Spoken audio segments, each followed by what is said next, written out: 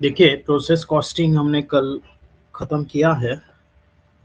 तो next topic जो है कॉस्ट अकाउंटिंग का, जो थ्योरेटिकल टॉपिक है अपने सिलेबस में, last lecture some emerging concepts of cost accounting. Cost accounting में कुछ जो एमर्जिंग कंसेप्ट्स है, जो न्यू कंसेप्ट्स है, वो आपको देखने हैं सिंपली थ्योरेटिकली। तो देखिए कौन कौन से इमर्जिंग कंसेप्ट्स आपको बताया है। जनरली 4 कंसेप्ट्स है, वन बाय वन हम देखेंगे। एक जो दिया हुआ है आपको वो है टारगेट कॉस्टिंग, दूसरा है लाइफ साइकिल कॉस्टिंग, बेंचमार्किंग और एबीसी कॉस्टिंग। तो ये चारों देखेंगे हम क्या क्या है अलग अलग जो दिया है उसको। तो पहले देखिए टारगेट कॉस्टिंग क्या है, ये हम देखेंगे। तो देखिए टारगेट कॉस्टिंग जनरली क्या होता है, ट्रेडिशनल कॉस्टिंग जो है उसमें हम क्या करते हैं, कॉस्ट जो है वो पहले आपको मिलती है, उसके बाद में उसमें प्रॉफिट ऐड करके आप सेलिंग प्राइस जो है वो फाइनल करते हैं। लेकिन टारगेट कॉस्टिंग में आपको कॉस्ट को टारगेट करना है। लक्षात घ्या। आपकी कॉस्ट कितनी होनी चाहिए ये आपका टारगेट रहेगा। तो देखिए under traditional costing, cost is determined on the basis of product design, then a profit figure is added to it to establish price. जैसे मैंने अभी बताया ट्रेडिशनल कॉस्टिंग में क्या होता है, कॉस्ट जो है पहले आप कैलकुलेट करते हैं कि इसको कितनी कॉस्ट आएगी, या कितनी कॉस्ट आ गई है। हमने कॉस्ट शीट देखा है कितनी कॉस्ट आ गई है टोटल, पूरे ओवरहेड्स जो है और डायरेक्ट और इनडायरेक्ट दोनों एक्सपेंसेस चार्ज करके जो टोटल कॉस्ट आपकी आती थी उसमें आप प्रॉफिट ऐड करते थे तो फिर आपको सेल्स मिलता था। तो ये प्रोसेस किसकी है, ट्रेडिशनल कॉस्टिंग की है। तो टारगेट कॉस्टिंग ये क्या है, देखिए target costing is a cost management technique. एक टेक्निक है जिसमें आप कॉस्ट मैनेज कर सकते हैं, कॉस्ट मैनेजमेंट का एक टेक्निक है। Under target costing the selling price is set first and then target profit is subtracted from it to finally reach a target cost। देखिए इंपॉर्टेंट है हा? यहाँ पे आपने क्या किया है, प्रोडक्ट मैन्युफैक्चर करने से पहले आपने सेलिंग प्राइस फाइनल की है कि मेरा प्रोडक्ट जो है मैं जो मैन्युफैक्चर करना हूँ इसकी सेलिंग प्राइस इतनी रहेगी। सपोज हम कहेंगे 100 रुपीज इसकी सेलिंग प्राइस रहेगी, उसमें मैं 40 रुपीज प्रॉफिट कमाऊंगा। 40 रुपीज प्रॉफिट कमाऊंगा, ये आपका डिसाइड किया हुआ है, पहले ही आपने इसका टारगेट रखा हुआ है। तो सेलिंग प्राइस 100 रुपीज है, उसमें से 40 रुपीज आपने प्रॉफिट माइनस किया तो आपकी कॉस्ट रह गई 60 रुपीज। तो 60 रुपीज ये आपकी टारगेट कॉस्ट है। तो आप जो प्रोडक्ट मैन्युफैक्चर करेंगे, उसकी कॉस्ट 60 रुपीज या उससे कम आनी चाहिए, आपका टार्गेट है। लक्षात आलं का बघा तुमच्या। टार्गेट कॉस्टिंग मध्ये तुम्ही काय केलं, फर्स्ट तुम्ही सेलिंग प्राइस फायनल केली आणि त्याच्यामध्ये किती प्रॉफिट असणार आहे हेही आपण फायनल केलेलं आहे। एखादं प्रोडक्ट अपन या बी या एक्स प्रोडक्ट आप मैन्युफैक्चर कर रहे हैं, उसकी प्राइस आपने फायनल की 100 रुपीज, आणि ही जी 100 रुपीज प्राइस आपण फायनल केलेली आहे त्या 100 रुपीज प्राइस मध्ये 40 रुपीज माझा प्रॉफिट आहे। ॲज अ मॅन्युफॅक्चरर मी त्याच्यामध्ये 40 रुपीज हा प्रॉफिट कमवणार आहे। राहिलेला पोर्शन जो आहे तुमचा 60 रुपीज ही तुमची टारगेट कॉस्ट आहे। मैक्सिमम टारगेट कॉस्ट मतलब एक प्रोडक्ट या एक यूनिट प्रोड्यूस करने के लिए आपको 60 रुपीज जो है उतनी कॉस्ट आनी चाहिए, उससे कम भी चलेगी आपको। तो ये टारगेट कॉस्ट है आपका। देखिए target costing is a pricing method used by firms और ऑर्गेनाइजेशंस। यहाँ पे फर्म कहाँ है लेकिन ऑर्गेनाइजेशन आप कह सकते हैं, कोई भी यूज कर सकता है ये। It is defined as a cost management tool for reducing the overall cost of product over its entire life cycle with the help of production, engineering, research and design. आता लाईफ सायकल कॉस्टिंग आपण पुढे बघणार आहोत, लक्षात घ्या। कारण प्रत्येक product जो है उसकी एक लाइफ होती है, उसके बाद वो प्रोडक्ट जो है मार्केट में से बाहर जाता है। फॉर एग्जांपल अगर आप देखेंगे बघा, तुम्ही कदाचित लहान असाल त्यावेळेला तुम्हाला बजाजची एमएटी गाडी दिसायची, बरोबर ना? बजाजची एमएटी किंवा बघा अजूनही आपल्याला मारुती 800 ह्या गाड्या दिसतात, लक्षात घ्या. पण कंपनी ते मॅन्युफॅक्चर करते का? कंपनीचं मॅन्युफॅक्चरिंग बंद झालेलं आहे, लक्षात घ्या. बजाजची एमएटी गाडी असेल किंवा जे आता मी मारुती 800, कारण ते प्रॉडक्ट जे आहे ते प्रॉडक्ट एका सर्टन लेवल नंतर मार्केटमधून एक्झिट घेतं, लक्षात घ्या. कारण लोकांच्या आवडीनिवडी बदलतात आणि मग त्या प्रॉडक्टला जे आहे मार्केटमधून आपल्याला बाहेर काढावं लागतं. कारण लोकांच्या चॉइसेस चेंज होते हैं, तो उस चॉइस के हिसाब से आपको क्या करना है, आपके प्रोडक्ट को जो है, आपका प्रोडक्ट जो है आपको बनाना है. बघा मग टार्गेट कॉस्टिंग जे आहे हे टार्गेट कॉस्टिंग काय आहे, तर एक कॉस्ट मैनेजमेंट टूल है जो कि ओवरऑल कॉस्ट जो है एंटायर लाइफ साइकिल में, एंटायर लाइफ साइकिल मतलब जिस दिन आपका प्रोडक्ट मार्केट में आया उस दिन से मार्केट में से एक्झिट जब तक लेता है उसकी ये लाईफ सायकल आहे. म्हणजे त्या प्रॉडक्टचा जन्म झाला आणि तो मार्केटमधून बाहेर पडला, म्हणजे त्याचं मॅन्युफॅक्चरिंग बंद झालं, त्याचा जन्म व्हायचा बंद झाला, लक्षात घ्या. ही त्याची टोटल लाईफ सायकल आपण म्हणू शकतो. आणि एंटायर लाइफ साइकिल में उस ओवरऑल कॉस्ट जो है वो कैसे आप रिड्यूस कर सकते हैं, इसका एक टूल हम इसे कह सकते हैं. और इसके लिए मदद आपको करेगा production department, engineering department, research and design department. ह्या डिपार्टमेंटच्या मदतीनं आपण आपकी जो टारगेट कॉस्ट है वो आप फाइनल कर सकते हैं.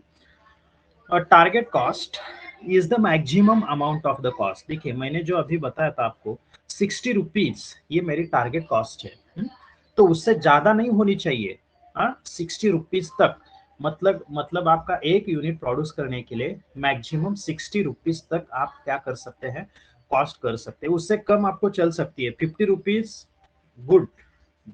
40 रुपीज उससे भी अच्छा है. अगर आपकी कॉस्ट कम होती है तो आपका प्रॉफिट बढ़ेगा.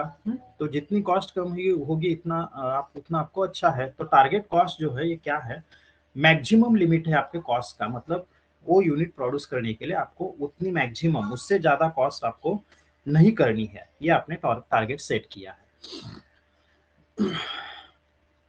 Target cost is the maximum amount of cost that can be incurred on a product, and with it the firm can still earn the required profit margin from the product at a particular selling price.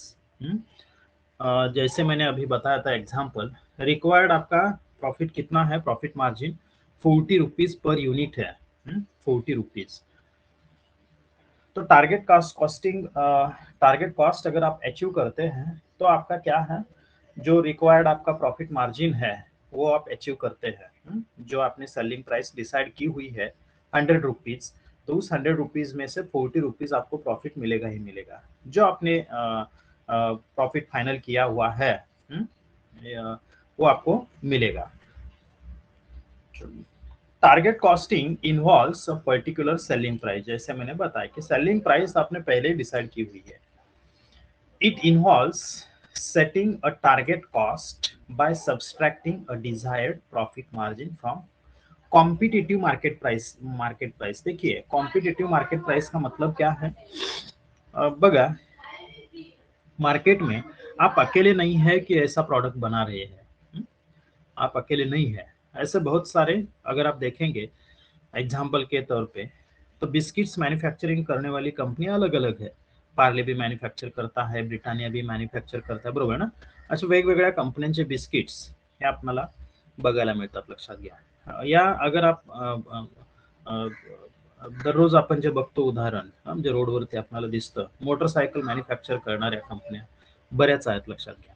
तर मग तुमचा कॉम्पिटिटरची market price काय आहे त्या same प्रोडक्टची, ये आप पहले देखेंगे और उसके बेसिस से आप वो सेलिंग प्राइस जो है वो आप फाइनल करेंगे. उसमें से कॉम्पिटिटिव मार्केट प्राइस जो है उसे हम कह सकते हैं. तो उसमें से आपका जो डिजायर्ड प्रॉफिट है वो आप डिडक्ट कर सकते हैं. Under target costing the selling price is set first. जैसे मैंने बताया पहले आप प्रोडक्ट मैन्युफैक्चर करने से पहले आप सेलिंग प्राइस फाइनल करेंगे. उसके बाद आप क्या फाइनल करेंगे, अपना प्रॉफिट कितना होना चाहिए. सेलिंग प्राइस अगर 1000 रुपीज हम फाइनल करेंगे तो उसमें मेरा प्रॉफिट कितना होना चाहिए, 500 रुपीज उसमें मेरा प्रॉफिट होना चाहिए। तो 500 रुपीज उसकी कॉस्ट आनी चाहिए, ये आपका क्या है, टारगेट कॉस्ट है। Subtracted from into finally reach the target cost, मतलब टारगेट कॉस्ट के लिए उसको आप सब्सट्रैक्ट करेंगे, उससे डिडक्ट करेंगे।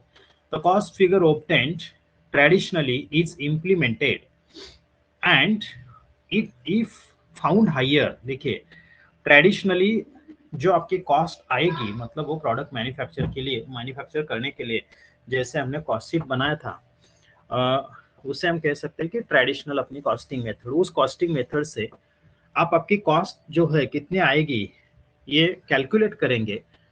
अगर वो हायर आती है, मैंने एग्जांपल दिया आपको अभी कि 1000 रुपीज आपने कॉस्ट फाइनल किया है, उसमें 500 रुपीज आपका प्रॉफिट है और 500 रुपीज आपकी कॉस्ट आनी चाहिए। लेकिन यही कॉस्ट अगर 600 रुपीज आती है आपकी एक्चुअल में, जब आप प्रोडक्ट मैन्युफैक्चर करेंगे तो आपको उस पर रीवर्क करना है।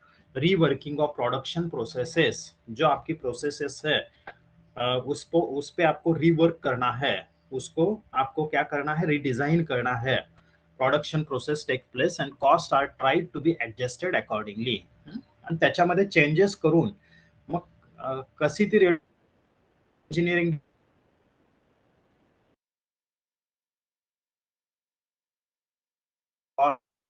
500 तक आपकी कॉस्ट कैसे बिठानी है, 100 रुपीज जो ऊपर आपकी कॉस्ट जा रही है टारगेट कॉस्ट से, उसको कैसे कम करना है।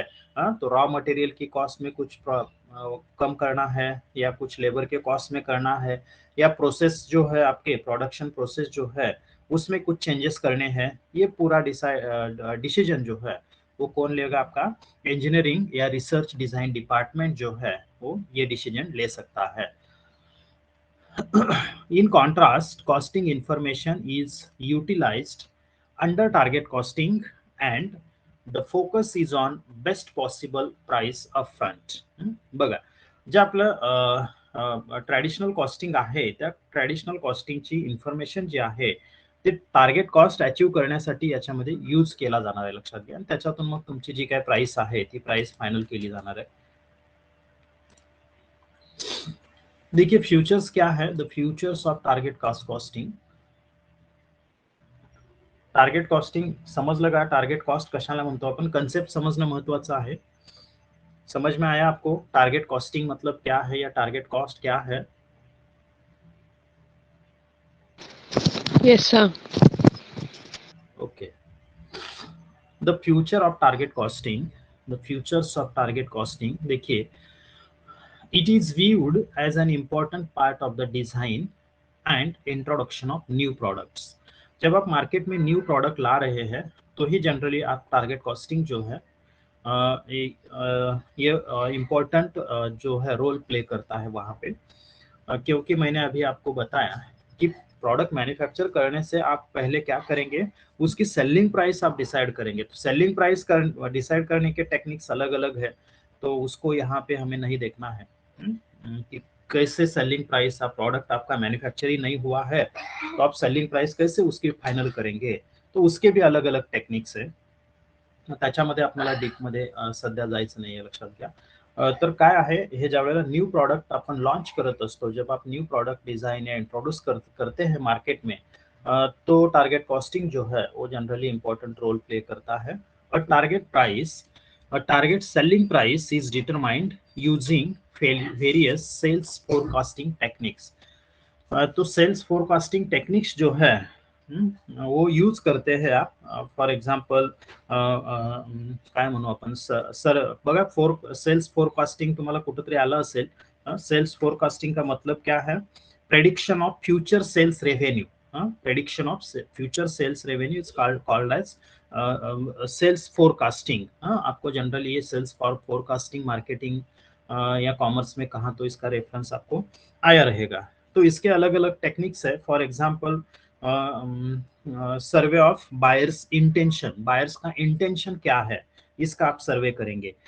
या सपोज मार्केट में एक्सपर्ट ओपिनियन जो है उसका आप सर्वे कर सकते हैं, या मार्केट टेस्ट मेथड आप यूज कर सकते हैं। म्हणजे ह्या टेक्निक्स आहेत लक्षात घ्या सेल्स फोरकास्टिंग करण्याच्या।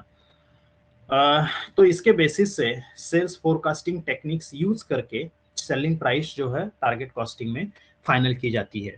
The target selling price is the establishment of target production volumes given the relationship between price and volume. बघा रिलेशनशिप जे आहे टोटल व्हॉल्यूम म्हणजे किती युनिट्स तुम्ही मॅन्युफॅक्चर करणार आहात, त्याच्यानंतर त्याची प्राइस काय असेल, या सगळ्यांचं एक रिलेशन असतं टार्गेट सेलिंग प्राइसची, लक्षात घ्या. Target costing process is to determine cost reduction target. तो देखिए जनरली कॉस्ट रिड्यूस करने के लिए टारगेट कॉस्टिंग जो है, या कॉस्टिंग प्रोसेस जो है, टारगेट का कॉस्टिंग प्रोसेस जो है वो क्या डिटरमाइन करती है, कॉस्ट रिड्यूस करने का आपका जो टारगेट है वो डिटरमाइन करती है. म्हणजे मी जसं आपल्याला एग्जांपल दिलं कि आपको 500 रुपीज आपकी कॉस्ट आनी चाहिए लेकिन कॉस्ट 600 रुपीज आ रही है, तो वो कैसे आप रिड्यूस करेंगे, ये टारगेट कॉस्टिंग में जो है ये डिटरमाइन किया जाता है, ये डिसाइड किया जाता है. A fair degree of judgement is needed. Judgement यहाँ पे इम्पॉर्टंट है. बघा तुमचं जजमेंट कसं आहे त्याच्यावरती तुमची टार्गेट कॉस्ट ठरणार आहे. म्हणजे सेलिंग प्राइस पहिल्यांदा प्रॉपरली ती फायनल झाली पाहिजे आणि त्याच्यानुसार मग प्रॉफिट तुमचा असेल आणि मग कॉस्ट जी आहे ती येणार आहे, लक्षात घ्या. त्याच्यासाठी आपका जजमेंट जो है वो इम्पॉर्टंट है यहाँ पे. A fair degree of judgement is needed where the allowable cost and the target cost differs. Actual cost जो है वो और आपके जो टारगेट कॉस्ट जो है वो अगर अलग अलग है तो आपका जजमेंट जो है ये यहाँ पे इम्पोर्टेंट रोल प्ले करेगा. तो देखिए इसमें स्टेप्स कौन सी इन्वॉल्व है. Main steps involve in target costing. The following are the main steps involve in target costing. Identify, क्या आइडेंटिफाई करना है, देखिए identify customers needs in a way what customer seeks, या what customer search in market. Market में customer को क्या चाहिए, वो क्या सर्च कर रहा है, ये कस्टमर के नीड्स जो है ये आपको आयडेंटिफाय करना आहे. कारण मार्केटमध्ये बघा माझी गरज आहे त्याप्रमाणे मी काय शोधतो आहे मार्केटमध्ये हे पहिल्यांदा बघावं लागेल. आणि मी जर ॲज अ मॅन्युफॅक्चरर एखादं न्यू प्रॉडक्ट जे आहे मला लॉन्च करायचं आहे तर कस्टमरची नीड्स काय आहेत, तो काय शोधतो मार्केटमध्ये हे पहिल्यांदा मला डिसाइड करावं लागेल. तो पहले क्या करना है आपको, कस्टमर्स नीड्स जो है वो आपको कंसिडर करने हैं. Determine the target price which customers will be prepared to pay for the product. Deduct the target profit margin from the target price to determine the target cost. पहले आपको क्या करना है, कस्टमर क्या प्राइस उस product के लिए, म्हणजे मला जे प्रोडक्ट लागणार आहे त्यासाठी मी कोणती प्राइस पे करू शकतो, कौन सी प्राइस मैं पे कर सकता हूँ, मेरी कैपेबिलिटी मेरी एबिलिटी क्या है, मेरी मेंटेलिटी क्या है, मैं क्या प्राइस पेड कर सकता हूँ स्पेसिफिक प्रोडक्ट के लिए, ये क्या करना है आपको डिसाइड करना है. Determine the target price which customer will be prepared to pay for the product. म्हणजे मी रेडी आहे, I am ready to pay rupees suppose 11 lakhs for purchasing new car SUV. तो मुझे लगता है कि मुझे क्या करना है, SUV परचेस करनी है तो उसके लिए मैं 11 lakhs 12 lakhs देने के लिए तैयार हूँ, रेडी हूँ. तो ये क्या है, कंपनी को ये देखना है कि कस्टमर जो है, जो आपका टारगेट कस्टमर है वो कॉस्ट पे करने के लिए रेडी है या नहीं है. बघा आता एक्झाम्पल आज जर बघायचं असेल तर समजा आता आपण म्हणू शकतो की आता नीड काय आहे बघा. गव्हर्नमेंट म्हणतं कि इलेक्ट्रॉनिक व्हीकल्स जो है आपको यूज करनी है, क्योंकि एनवायरनमेंट का प्रॉब्लम जो है, एनवायरनमेंट पोल्यूशन जो है वो कम करने के लिए इलेक्ट्रॉनिक व्हीकल्स, ई व्हीकल्स जिसे हम कहते हैं, उससे प्रोडक्शन जो है एनवायरनमेंट का प्रोटेक्शन होगा. बघा सुरुवातीला ज्या इलेक्ट्रॉनिक व्हेकल्स काही आल्या, एकदम 4 व्हीलर असतील, 2 व्हीलर असतील, तर त्यांच्या प्राइसेस ज्या आहेत हाय होत्या, लक्षात घ्या. अजूनही as compare to regular production product उनके प्राइसेस जो है अभी भी हाई है. तो रेगुलर कस्टमर जो है उतनी प्राइस पे कर सकता है या नहीं कर सकता है, ये पहले आपको देखना है. उसके बाद में उसको जो भी लगेगा, मतलब अगर आप इलेक्ट्रॉनिक कार परचेस करते हैं तो आपके पास चार्जिंग स्टेशंस होने चाहिए. ज्याला म्हणतो आपण त्याला पूरक गोष्टी ज्या आहेत त्या आपल्याला लागणार आहेत, लक्षात घ्या. मग चार्जिंग स्टेशन नसतील तर श्रीवर्धनमध्ये मी माझी कार घेऊन उपयोग काय आहे त्याचा? नाही, लक्षात घ्या. कारण घरामध्ये जर तुम्हाला चार्ज करायचं असेल तो उसके लिए आपको 8 घंटे लगेंगे, 8 हावर्स रिक्वायर्ड फुल चार्ज होने के लिए मिनिमम. सपोज एक्झाम्पल म्हणून आपण एखादं घेतोय, लक्षात घ्या. प्रत्येक व्हेकल असेल, प्रत्येक गोष्ट आहे त्याचे वेगवेगळे चार्जिंगचे टाइम आणि त्याची बॅटरी लाइफ वगैरह ह्या सगळ्या गोष्टी वेगळ्या असतात. मी एग्जांपल, और वही अगर आप चार्जिंग स्टेशन पे चार्ज करेंगे तो 1 या 2 घंटे में आपका फुल चार्ज होता है. तो ह्या सगळ्या गोष्टी आल्या लक्षात घ्या त्याच्यासोबत. तो जब आप टारगेट कस्टमर को देखेंगे, टारगेट कस्टमर को, तो पहले आपको ये देखना है कि वो आप जो कॉस्ट टारगेट आपकी प्राइस है, टारगेट सेलिंग प्राइस है, वो पे कर सकता है कस्टमर या नहीं कर सकता है, ये पहले आपको डिसाइड करना है. और उसके बाद में आपको टारगेट प्राइस फिक्स करनी है. जो कस्टमर पे कर सकता है वो प्राइस आपको फाइनल करनी है और उसके हिसाब से आपका प्रोडक्ट भी चेंज होगा. डिडक्ट द टारगेट प्रॉफिट परत सेम आहे, लक्षात घ्या. टारगेट कॉस्ट डिसाइड करने के लिए आप क्या करते हैं? Estimate the actual cost of the product. पहले आपको क्या करना है, टारगेट प्राइस फाइनल करायची आपल्याला. उसके बाद एक्चुअल कॉस्ट जो है वो आपको एस्टिमेट करनी है, कितनी आएगी actual cost. If the estimated cost, actual cost exceeds the target cost, investigate the ways of reducing the actual cost to the level of target cost. जैसे इसके पहले जो देखा वही है कि आपकी एस्टिमेटेड कॉस्ट, एक्चुअल कॉस्ट जो है, एस्टिमेटेड एक्चुअल कॉस्ट, वो अगर आपके टारगेट कॉस्ट से ज्यादा होती है तो उसका आपको इन्वेस्टिगेशन करना है. और एक्चुअल कॉस्ट कैसे आप रिड्यूस कर सकते हैं ये आपको देखना है, टारगेट कॉस्ट तक उसको लाना है. जैसे मैंने एग्जांपल दिया था आपको कि 500 रुपीज आपकी टारगेट कॉस्ट है, 500, आपकी एक्चुअल कॉस्ट 600 रुपीज जा रही है, तो उसको 500 तक लाने के लिए आप क्या कर सकते हैं, ये आपको इन्वेस्टिगेशन करना है. Interacting the product design, eliminating or reducing unnecessary attributes with cost that cannot be recovered in higher prices until the cost target is met. बघा, जसं मी आता सांगितलं होतं तुम्हाला की जर तुमचा कस्टमर जो आहे तो कस्टमर ती प्राइस पे करायलाच रेडी नाहीये, तर तुम्हाला त्याच्यामध्ये काही चेंजेस करावे लागतील. तसंच इथं आहे, लक्षात घ्या. क्या करना है आपको, जो अननेसेसरी एलिमेंट्स है, अननेसेसरी फीचर्स है आपके गुड्स में, तो उसको आपको क्या करना है, एलिमिनेट करना है, उसको निकाल देना है. क्योंकि आपकी कॉस्ट जो है उससे बढ़ रही है, कॉस्ट बढ़ रही है. तो जो अननेसेसरी है म्हणजे त्याचा यूज होत नाहीये पण तुम्ही ते फ्युचर दिलेलं आहे गाडीमध्ये, त्याचा यूज होत नाही पण त्याच्यामुळे त्याची कॉस्ट इन्क्रीज होते. मग अशा काही प्रोडक्टमध्ये तर त्या तुम्हाला काढून टाकायच्या आहेत, लक्षात घ्या. Validating the validity of the market price for redesign product. तो जो आपने प्रोडक्ट पहले फाइनल किया था लेकिन टारगेट कॉस्ट आपकी अचीव नहीं हुई, टारगेट कॉस्ट अचीव नहीं हुई इसलिए आपने उसमें से कुछ फ्यूचर्स जो थे अननेसेसरी एट्रीब्यूट्स या फ्यूचर्स उसको निकाल दिया. फिर आप मार्केट में उसका व्हॅलिडेशन करेंगे की आता मी जे काही गोष्टी त्याच्यातल्या काढून टाकलेल्या आहेत त्या मार्केटमध्ये व्हॅलिड होतील का, म्हणजे प्रोडक्ट जे आहे तुमचे कस्टमर, आपका कस्टमर उसको एक्सेप्ट करेगा. अगर मैंने वो कुछ फ्यूचर्स निकाल दिए, उस प्रोडक्ट में से निकाल दिए, तो कस्टमर मेरा एक्सेप्ट करेगा या नहीं करेगा, ये आपको वैलिडेट करना है. Establishing a cross-functional team which is involved in the implementation process from the earliest design stages. आपको क्या करनी है, एक टीम बनानी है, क्रॉस फंक्शनल टीम जो है वो टीम बनानी है. और आपका जो अर्लियर स्टेज होता है डिजाइन का, मतलब टारगेट कॉस्टिंग जहां से आप सेट करते हैं, उसके पहले आपका प्रोडक्ट कौन सा आना चाहिए ये आप फाइनल करेंगे, बराबर ना. उसका डिजाइन क्या रहेगा ये आपका फाइनल होने के बाद आप सेलिंग प्राइस करेंगे फाइनल.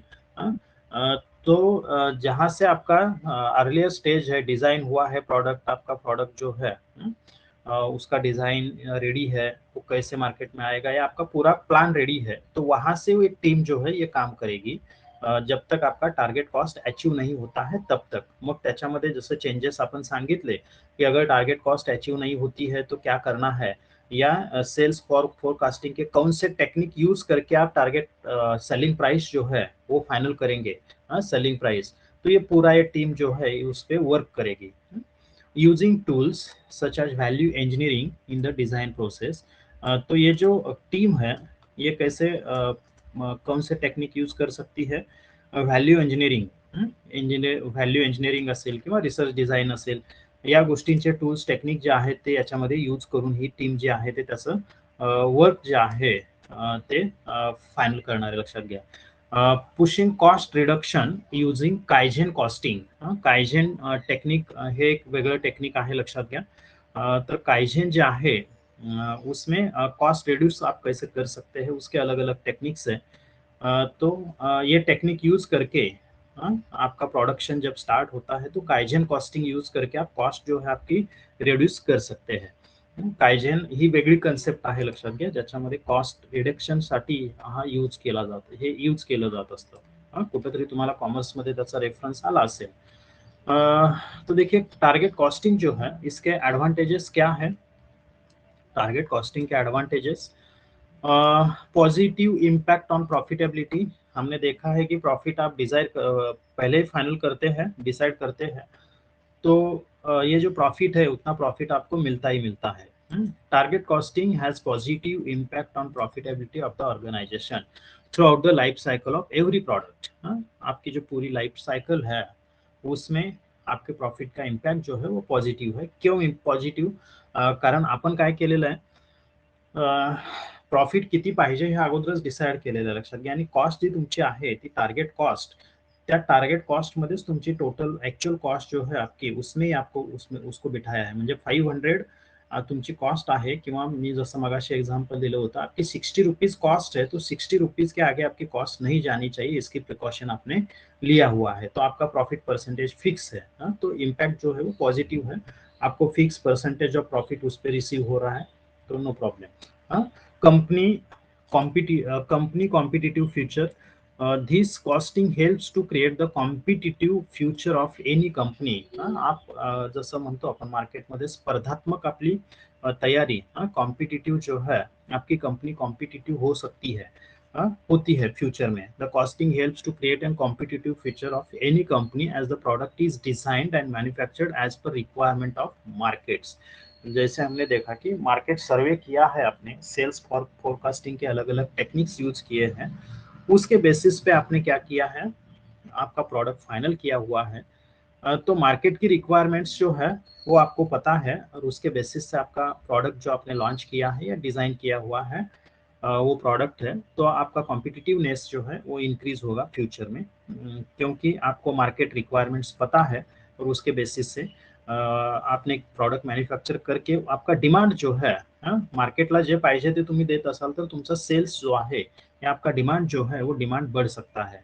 मार्केट में सेल्स डिमांड जो है वो बढ़ सकता है, आणि सेल्स वाढला की आपल्याला माहिती आहे, लक्षात घ्या, आपण स्ट्रॉंग कॉम्पिटिटर तयार होतो। जो कोण तुमचा अपोजिट असेल, म्हणजे तुमचा कॉम्पिटिटर असेल, त्याच्यापेक्षा जर तुमचा सेल्स जास्त झाला, अगर आपका मार्केट शेयर एक्स्ट्रा है तो आप कॉम्पिटिटिवली स्ट्रॉंग है, आपके कॉम्पिटिटर से स्ट्रॉंग आप कह सकते हैं। जसं आपण बघतो की मार्केट शेअर वरतीच तुम्ही कॉम्पिटिटिव्ह किती आहात हे फायनल होत असतं, लक्षात घ्या। Top to bottom commitment, it reinforces top to bottom commitment to process and product innovation and is aimed at identifying issues। तुम्हाला टारगेट कॉस्ट अचीव करायची, आपको टारगेट कॉस्ट अचीव करनी है, तो एफर्ट्स जो है टॉप टू बॉटम होने चाहिए। मतलब टॉप मैनेजमेंट से लेके पूरे जो प्रोसेस में काम करने वाले वर्कर्स है वहां तक कमिटमेंट जो है वो अगर अच्छी है, तो आप टारगेट कॉस्टिंग अचीव कर सकते हैं। आणि त्याच्यामध्ये मग इनोवेशन आणि बाकीच्या गोष्टी ज्या आहेत त्या, किंवा अगर कुछ इश्यूज आ रहे हैं उसमें टारगेट कॉस्ट अचीव करने के लिए, तो उसमें कमिटमेंट जो है अगर आपकी है तो वो इश्यू आप इजीली निकाल सकते हैं, और जनरली टारगेट कॉस्टिंग में कमिटमेंट होती है। Valuable addition to life cycle, this costing can be used as a valuable addition to the life cycle product। a valuable हे एडिशन झालेलं आहे वरचं, एडिशन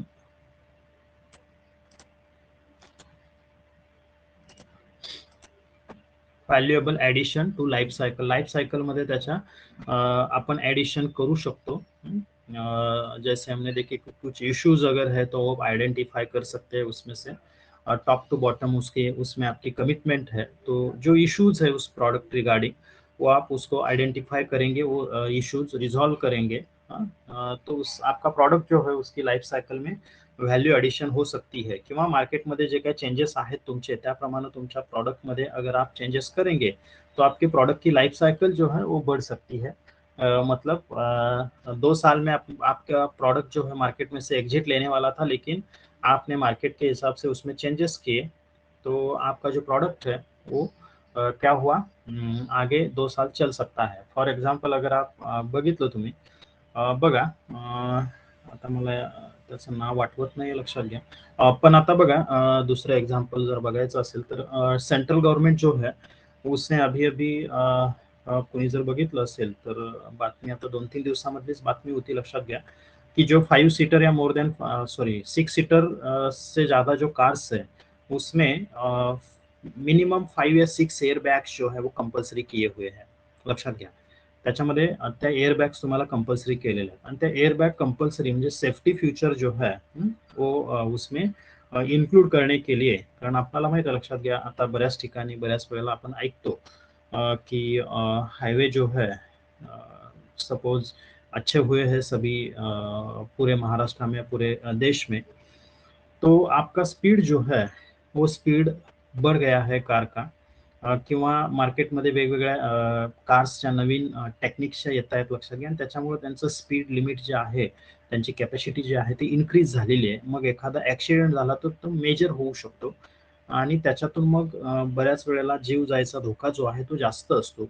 आणि मग सेंट्रल गव्हर्नमेंटनी, आता तुम्ही बघितलं असेल न्यूज तर, जे आपले काय म्हणू आपण, रस्ते वाहतूक मंत्री नितीन गडकरी जे आहेत त्यांनी कंपन्यांना सांगितलेलं आहे की जे 6 सीटर गाड्या आहेत किंवा त्याच्यापेक्षा जास्त असतील तर त्याच्यामध्ये 5 किंवा 6 एअरबॅग ज्या आहेत त्या कंपल्सरी इथून पुढे केलेल्या आहेत। और ये अगर 6 या 5-6 एयरबैग जो है वो अगर कोई प्रोडक्ट में आप लगा नहीं सकते हैं, तो आपका प्रोडक्ट जो है वो मार्केट से निकल जाएगा। फॉर एग्जांपल अब देखिए, मला वाटतं अल्टो जी आहे, अल्टो एक्झॅक्ट मी नाही सांगू शकत, लक्षात घ्या, पण त्याच्यामध्ये याच्या अगोदर गव्हर्नमेंटने जो है 2 एयरबैग कंपल्सरी किए थे, 2 या 1 एयरबैग समथिंग कंपल्सरी किए थे।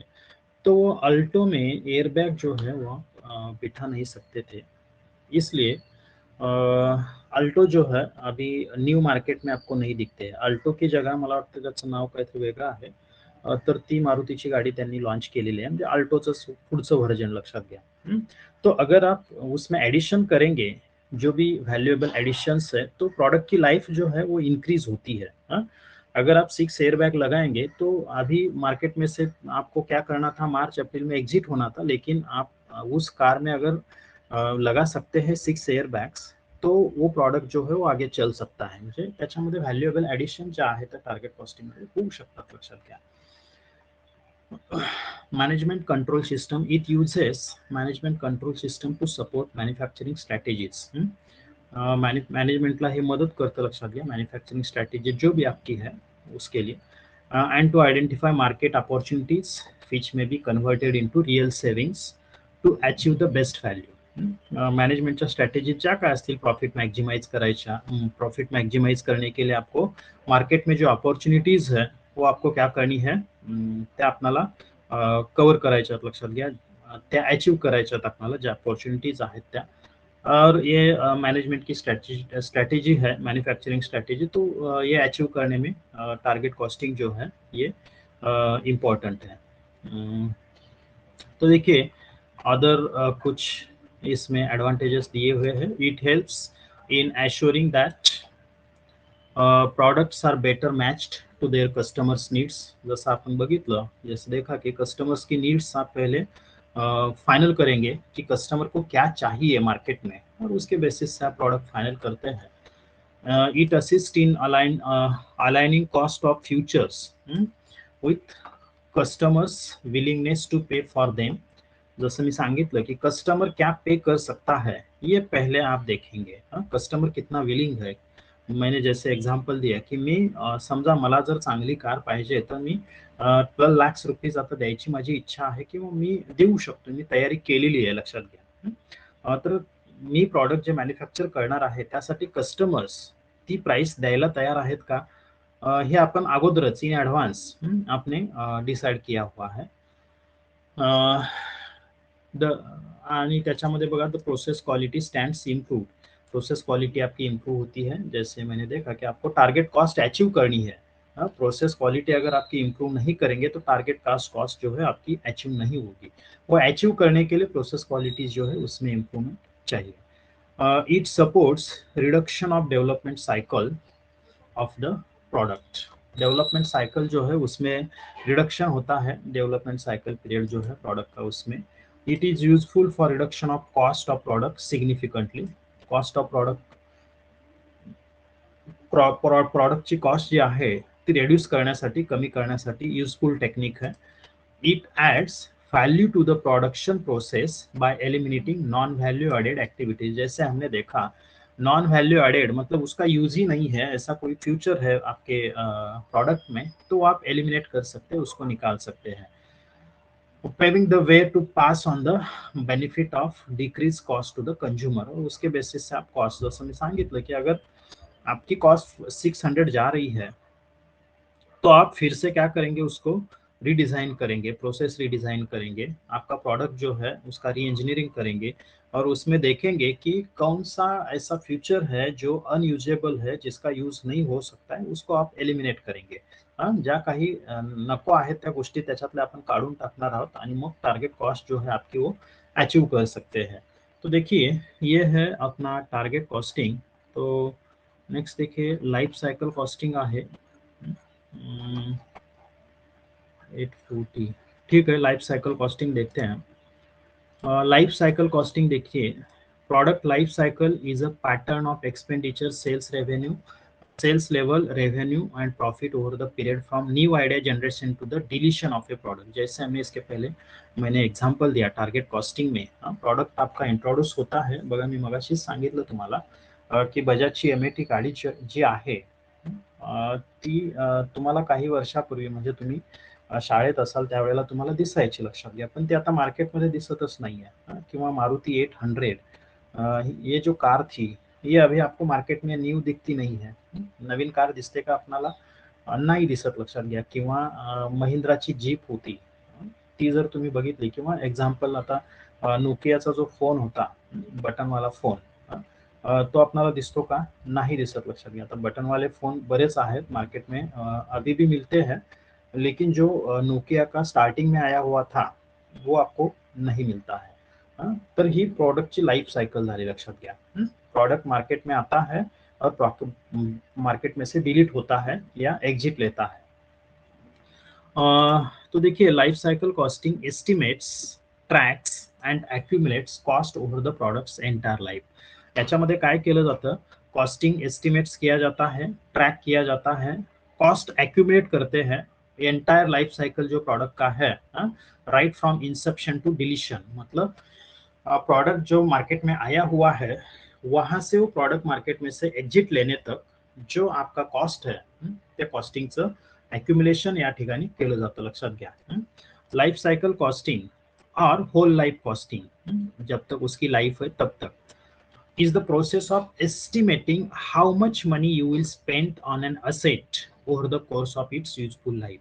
त्या असेट वरती अपन किती अमाउंट या कितना कॉस्ट आपने किया है, कितना मनी उस पे सेंड किया है उसकी यूजफुल लाइफ के लिए. Whole life costing covers and assets cost from the time you purchase it to the time you get rid of it. म्हणजे त्याची टोटल लाईफ मध्ये तुम्हाला आलेली जी काही कॉस्ट आहे, म्हणजे मार्केटमध्ये आल्यापासून ते मार्केटमधून बाहेर पडूपर्यंतची आलेली कॉस्ट जी आहे त्याचं कॉस्टिंग जिथं केलं जातं त्याला आपण लाइफ साइकिल कॉस्टिंग असं म्हणतो. प्रोडक्ट लाइफ साइकिल कॉस्ट देखिए एक डेफिनेशन है. It includes the cost associated with acquiring. म्हणजे हे प्रोडक्ट संदर्भातच नाही तर हे आपकी जो असेट होती है, मशीनरी आपने एखादा एक्वायर की है तो उसकी भी कुछ लाइफ होती है. तो आपने देखा है कैपिटल बजटिंग में कि कौन सी मशीनरी की लाइफ कितनी होती है और वो आपको कितना कैश इनफ्लो देता है, उसके बेसिस पे आप डिसाइड करते हैं कि कौन सी मशीन आपको लेनी है। तो देखिए, it includes the cost associated with acquiring, अगर आप मशीनरी एक्वायर कर रहे हैं तो उसकी एक्वायरिंग कॉस्ट जो है, using, caring for and disposal of physical assets, त्याची केयर घेण्यासाठी किंवा त्याला रिपेयर मेंटेनेंस करने के लिए आपको जो कॉस्ट आती है और उसको डिस्पोजल के लिए जो भी आपकी कॉस्ट आती है, including feasibility study, research, design, development, production, maintenance and replacement of permanent physical asset, ये पूरी कॉस्ट जो है वो उसका कॉस्टिंग आप करेंगे, उसको एक्युमुलेट करेंगे, इसे हम कहेंगे लाईफ सायकल कॉस्टिंग। आणि याच्यामध्ये बघा, जसं सांगितलं, feasibility cost, research design cost, development cost, production cost, maintenance and replacement of permanent physical asset, ये पूरी इसमें इंक्लूड होती है। मतलब एक आध असेट आपने परचेस की, परचेस करने से वो आपके कंपनी में से रिप्लेस होने तक, मतलब उसको सेल करने तक, उसको स्क्रैप करने तक जो भी कॉस्ट आएगी, वो पूरी कॉस्ट जो है उसका जो आप अकाउंटिंग करेंगे वो है आपका लाइफ साइकिल कॉस्टिंग। तो देखिए, लाइफ साइकिल में फेजेस क्या है, phases of life cycle. Introduction phase, product is placed in market, product के लिए देखिए, product is placed in market and the customers acceptance and awareness is low. Introduction ज्यावेळेला अपन प्रोडक्टचं करतो, जब प्रोडक्ट आता है, जैसे अभी आप एग्जांपल मैंने दिया था कि ई व्हीकल्स आए हुए हैं मार्केट में, तो अभी कंज्यूमर ने उतना उसको एक्सेप्ट नहीं किया है, या कंज्यूमर में उतना इसके बारे में अवेअरनेस नाही है, म्हणावा तेवढा अवेअरनेस आहे का, ई व्हेकल्स का आपल्याला वापरायचे आहे, त्याच्या संदर्भात अवेअरनेस अजून इतका नाही है, लक्षात घ्या। तो इसके लिए अवेयरनेस जो है वो लो होता है इंट्रोडक्टरी स्टेज में, जब प्रोडक्ट मार्केट में आता है। काही वर्षांनी जर तुम्ही बघितलं, तर ह्याच इलेक्ट्रॉनिक व्हेकल्स आपल्याला प्रत्येकाच्या घरी दिसतील, लक्षात घ्या।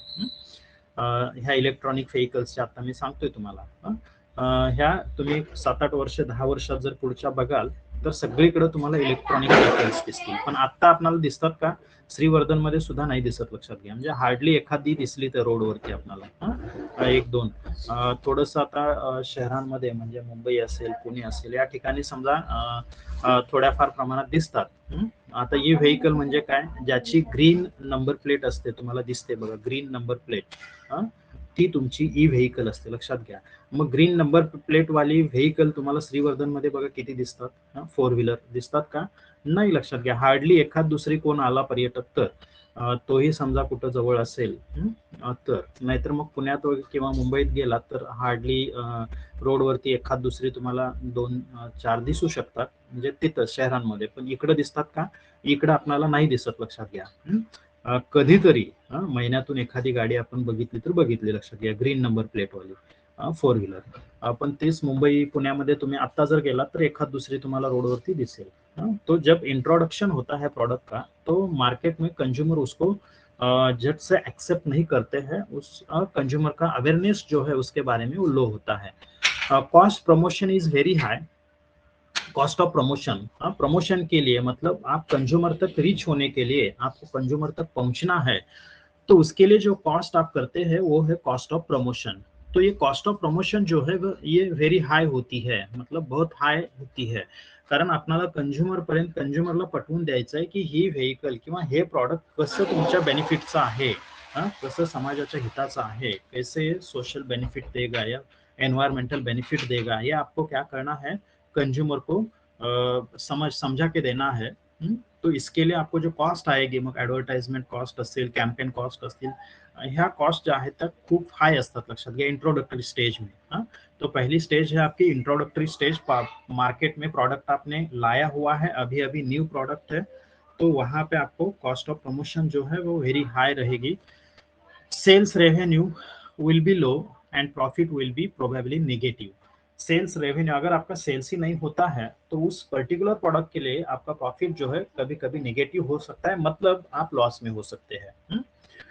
उसके बाद देखिए ग्रोथ होती है आपकी, तो कंज्यूमर अवेयर हो गए हैं, कंज्यूमर ने एक्सेप्ट किया है कि ये प्रोडक्ट जो है वो अच्छा है, मतलब आपने उसको प्रमोशन किया, प्रमोट किया, सगळ्यांना पटवून दिलं तुम्ही की बाबा खरोखर हे प्रॉडक्ट चांगला आहे, हे प्रॉडक्ट अच्छा है, अगर हम यूज करेंगे तो अपना भी बेनिफिट है, अपनी भी कॉस्ट सेविंग है। ये सोशली भी अच्छा है, या एनवायरमेंटली भी ये जो है ये किसी का लॉस नहीं करेगा, एनवायरमेंट का लॉस नहीं करेगा, ये मुझे पता चला है। तो मैं जो है ॲज अ कंझ्युमर मैं उसको परचेस करने के लिए रेडी हो गया हूँ। मग बऱ्यापैकी जे आहे लोकांमध्ये याचा अवेअरनेस क्रिएट झाला, अवेअरनेस क्रिएट हो गया तो आपकी ग्रोथ होती है, सेल्स आपका इंक्रीज होता है। तो सेकंड स्टेज में sales started to increase as product will start earning profit. तो सेल्स आपका इंक्रीज होता है, हळूहळू सेल्स इंक्रीज होतो, आणि मग इंक्रीज सेल्स होने से आपका प्रोडक्ट बढ़ता है, प्रोडक्ट बढ़ गया, सेल्स इंक्रीज हो गया, तो धीरे धीरे आपका प्रॉफिट जो है वो निगेटिव था वो पॉजिटिव में आता है। पॉजिटिव में मतलब लॉस में थे आप, प्रॉफिट अर्न आपने स्टार्ट किया है। एक स्टेज देखिए मैच्योरिटी क्या आती है, maturity stage. In this stage sales of the product reaches at highest point. आपका सेल्स जो है वो हाईएस्ट पॉइंट पे रीच होता है। बघा इथं तुमचा सेल म्हणजे तुम्हाला एक्सपेक्टेड सेल जो होता त्याच्यापेक्षा जास्त सेल झालेला असतो इथं, म्हणजे तिथं तुमचा मार्केटमध्ये बघल तिकडं तुमचा सेल होत असतो, लक्षात घ्या। म्हणजे हाईएस्ट पॉइंट पे आप रीच हो गए हैं। The sales after this stage starts to decline, और इसके बाद सेल्स जो है धीरे धीरे धीरे आपका डिक्लाइन होने स्टार्ट होता है मैच्योरिटी स्टेज में। The period of this stage depends upon ability of the firm to promote sales. और मैच्योरिटी का पीरियड जो है ये डिपेंड होता है कितने साल का रहेगा, 2 साल आपका सेल हायर रहेगा, 3 साल रहेगा, ये डिपेंड है कि आपका सेल्स प्रमोशन जो है वो कैसा है, सेल्स प्रमोशन स्ट्रॅटेजी क्या है, ये उस पे डिपेंड है, उसकी ॲबिलिटी क्या आहे, म्हणजे कस्टमरला आपण कसं पटवून देऊ की हेच अजून आपलं मार्केटमधलं प्रॉडक्ट, हेच तुमचं बेस्ट आहे, हेच तुम्हाला चांगले बेनिफिट्स देऊ शकतं, हे तुम्ही कंझ्युमरला कसं पटवून द्याल, ही ॲबिलिटी त्या प्रमोशन डिपार्टमेंटची इम्पॉर्टंट है। देखिए at this stage there is no improvement in the product, और मैच्योरिटी लेवल पे अगर प्रोडक्ट है तो उसमें आपने इम्प्रूवमेंट्स जो है वो नहीं किए हैं। नेक्स्ट स्टेज जो है वो है saturation stage. In this is the fourth stage of every product life cycle, and this is where customers have other preferences that are cheaper and better. When saturation occurs, the products start to decline. बघा जसं आपण सांगितलं maturity stage जो है, इस stage में ये stage कितने साल की है ये आपको पता नहीं है, ये डिपेंड है एबिलिटी पे, आपकी जो सेल्स प्रमोशंस डिपार्टमेंट है उसके एबिलिटी पे डिपेंड है। तो इसके बाद की जो स्टेज आती है वो है सैचुरेशन स्टेज। यहाँ पे देखिए आपको ऑप्शंस जो है वो अवेलेबल होते हैं, आपको ऑप्शन अवेलेबल होते हैं, और ऑप्शन अगर आपको अवेलेबल हो गए तो धीरे धीरे आपका सेल जो है वो डिक्रीज होने लगता है। सेल जो है, कारण माझ्याकडे ऑप्शन अवेलेबल आहे, मी एक्स कंपनीचं प्रोडक्ट घेण्याच्या ऐवजी वाई कंपनी का प्रोडक्ट जो है सेम मुझे क्या दे रहा है, फ्यूचर्स दे रहा है, उसकी कॉस्ट कम है, उसके फ्यूचर्स जो है थोड़े फ्यूचर्स इससे ज्यादा है। एक्स कंपनी जो मुझे दे रही है उससे ज्यादा फ्यूचर्स वो दे रही है और कॉस्ट भी कम है, तो मैं उस प्रोडक्ट की तरफ जा सकता हूँ। तो सैचुरेशन स्टेज में जनरली कस्टमर जो है वो कस्टमर क्या करता है, अल्टरनेटिव प्रोडक्ट्स जो आपके हैं वो परचेस करने के लिए जाता है। तो यहाँ पे आपका सेल जो है धीरे धीरे धीरे कम होता है, इथं सेल जो आहे तुमचा डिक्लाइन होतो, लक्षात घ्या। डिमांड डिक्लाइन्स, द कंपनी में इनकर लॉसेस, यहाँ पे डिमांड डिक्लाइन होता है और कंपनी को लॉसेस हो सकते हैं। म्हणून बघा तुम्ही जर बघितलं प्रत्येक कंपनी जी आहे ते प्रत्येक कंपनी प्रोडक्ट मध्ये कंटिन्यूअसली चेंजेस करत असते, लक्षात घ्या। क्यों चेंजेस करती है, क्योंकि आपका कॉम्पिटिटर अगर एक फ्यूचर लाता है तो दूसरे वो फ्यूचर या उससे बेहतर फ्यूचर जो है वो आपको लाना पड़ेगा, नहीं तो आपका प्रोडक्ट जो है मार्केट में से एग्जिट हो सकता है, आपके कंपनी को लॉस हो सकता है। नेक्स्ट देखिए decline stage. Decline stage of the product life cycle is the one where the product ultimately dies due to the low or negative growth rate in sales। Decline stage में क्या होता है, आपका जो प्रोडक्ट है वो product market में से एग्जिट लेता है, क्योंकि वहां पे आपको सेल जो है वो सेल नहीं हो रहा है। फॉर एग्जाम्पल अगर आप देखेंगे तो अभी मी जसं यापूर्वी तुम्हाला एग्जाम्पल दिलं होतं की फोर्ड मोटर्स जो है, फोर्ड मोटर्स ने इंडिया में जो मैन्युफैक्चरिंग होता था वो मैन्युफैक्चरिंग बंद कर दिया। क्यों बंद किया, क्योंकि उनका सेल्स जो है वो सेल्स अभी इंक्रीज नहीं हो रहा है, उनको लॉस जो है वो लॉस हो रहा है, इसीलिए उन्होंने क्या किया, यहाँ से मार्केट में से एग्जिट ली है मैन्युफैक्चरिंग यूनिट के लिए।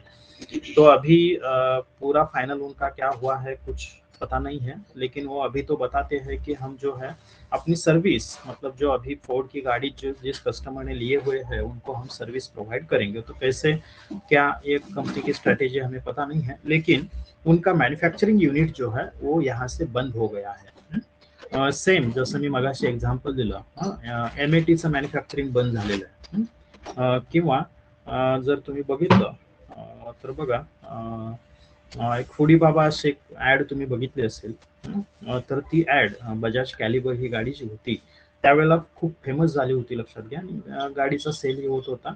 त्याच्यानंतर ते प्रोडक्ट तुम्हाला दिसतं का मार्केटमध्ये, नहीं दिसत, लक्षात घ्या, म्हणजे ही डिक्लाइन स्टेज है।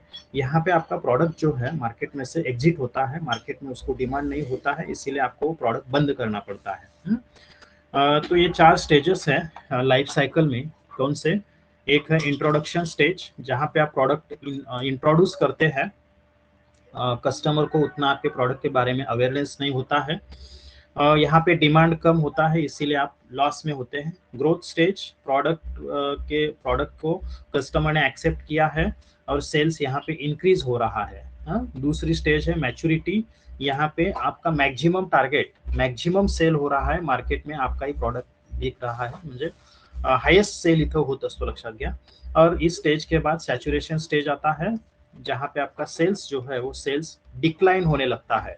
यहाँ पे कस्टमर को जो है वो क्या है, ऑप्शंस जो है, ऑप्शंस अवेलेबल है, तो यहाँ पे सेल्स जो है आपका डिक्लाइन हो रहा है। और डिक्लाइन स्टेज में आपका प्रोडक्ट जो है मार्केट में से एग्जिट लेता है, मार्केट में से म्हणजे काय म्हणू आपण त्याला, मार्केट सोडून जातो, लक्षात घ्या, ते प्रोडक्ट तुम्हाला बंद करावं लागतं। तो ये कुछ लाइफ साइकिल के 4 स्टेजेस है। तो देखिए इसके आगे का पार्ट जो है हम कल के लेक्चर को देखेंगे। कल कैरेक्टरिस्टिक्स ऑफ, ठीक है, ये देखेंगे 2-4 मिनिटात आपण हे संपवून टाकू, 4 मिनट से अभी। Product life cycle costing involves tracing of cost and revenue of a product over several calendar periods throughout its life cycle।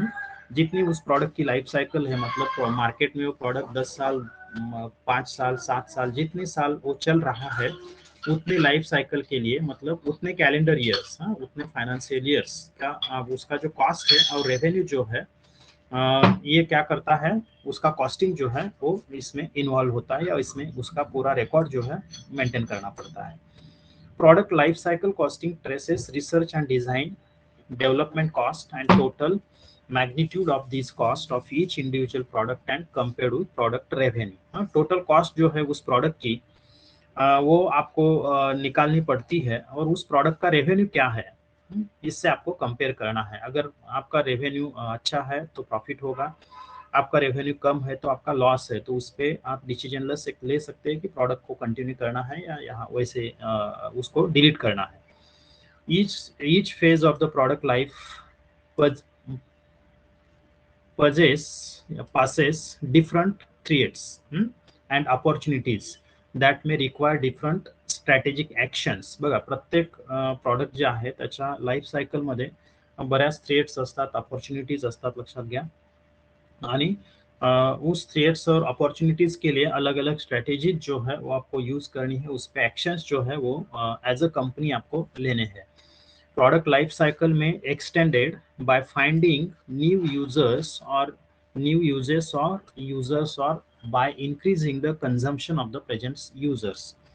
Product life cycle आप इंक्रीज कर सकते हैं, मतलब तुम्हाला वाटतं की बाबा डिजाइन डिक्लाइन स्टेज या सैचुरेशन स्टेज जो है आ रही है, तो आप सेल्स कैसे इंक्रीज होगा, आपके जो एग्जिस्टिंग कस्टमर्स है वही ज्यादा कंजम्पशन उस प्रोडक्ट का कैसे करेंगे, वो आप देख सकते हैं, या उस प्रोडक्ट का कुछ न्यू यूज जो है वो बना सकते हैं, उसमें थोडाफार चेंजेस करून आपण ते प्रोडक्ट जे आहे ते परत मार्केटमध्ये आहे तसं देऊ शकतो युजर्सना, किंवा तेच प्रोडक्ट युजर्सना आपण जास्त कंझ्युम करण्यासाठी काय म्हणू आपण त्याला मोटिवेट करू शकतो, लक्षात घ्या। अशा पद्धतीने त्याची लाइफ साइकिल अपन इंक्रीज करू शकतो, एक्सटेंड आप कर सकते हैं उसकी लाइफ साइकिल। तो ये है आपका प्रोडक्ट लाइफ साइकिल। दो और कंसेप्ट है, एक है बेंचमार्किंग और दूसरा है एबीसी। तो नेक्स्ट लेक्चर को हम बेंचमार्किंग और एक्टिविटी बेस्ड कॉस्टिंग जो है वो हम देखेंगे। काय अडचण आहे का कोणाला?